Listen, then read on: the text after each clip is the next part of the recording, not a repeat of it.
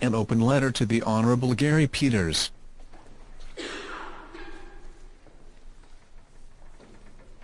I am writing this in response to my utter disappointment last fall at your town hall. I thought that there was a chance to get through to you since you were in fact having a town hall. I was hoping for the best, assuming you would be out to serve the best interests of your constituents.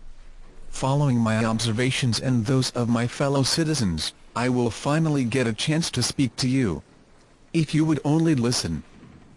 I left work slightly early to try to make it over to the town hall.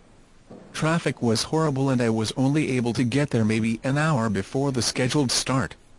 Upon getting there I found the parking was abysmal. Not your fault. It just shows how important it is to those people supposedly in your district.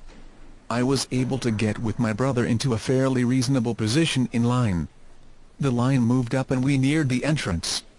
As we were nearing, a group of people wearing SEIU shirts were side-doored, not having waited in line. Concerned fellow citizens blocked additional line jumpers. Favoritism does not sit well with me or many of my fellow citizens.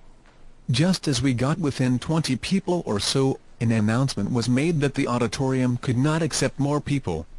Bummer. We were all informed that there were rules that must be complied with in order to participate. Only Michigan Congressional District 9 residents could participate. No signs were to be allowed. Questions were to be taken at random from those able to participate in the town hall. I was later informed, since I wasn't actually able to enter the town hall, that there was no identification check to get inside. Additionally, people from who knows where were bussed in covertly to a side street, dropped off, and filled the town hall before working people could get there an hour before it started. So, the Democrats as usual bus people in to stuff their town hall without checking residency status. This really ticks me off, but I am not surprised. Signs were explicitly not allowed. Once in, people realized that all the Democrats had 8.5 by 11 "Yes we can" signs that were professionally printed. These people being herded to the town hall had to do nothing. I wonder how much they got paid and where they were from. The questions were anything but randomly selected. I was informed that the questions were indeed sorted and selected, no doubt in a biased manner, to support the Democrat takeover of healthcare. Despicable. Although it is obvious that District 9 demonstrators are overwhelmingly against Obamacare, the people that made it inside supporting Obamacare outnumbered those opposed to it. This would sure play well for the liberal media. Gary, you succeeded providing the false impression that your constituents are behind you. I believe you have alienated a majority of your constituents and are on your way out.